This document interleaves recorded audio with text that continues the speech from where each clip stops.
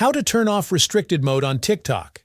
Hey everyone, in this quick tutorial I'm going to show you exactly how to turn off restricted mode on your TikTok account.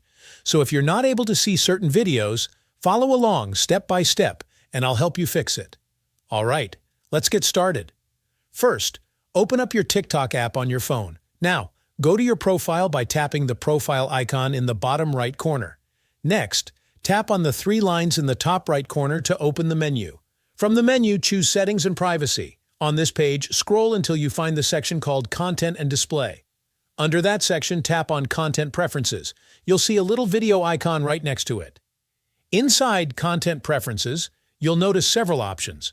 For example, you can filter videos by specific keywords or refresh your For You feed. But in this case, we're looking for restricted mode.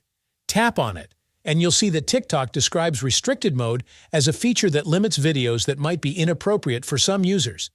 Basically, it works like the sensitive content filters you may have seen on apps like Twitter or Telegram. To disable it, tap Turn Off.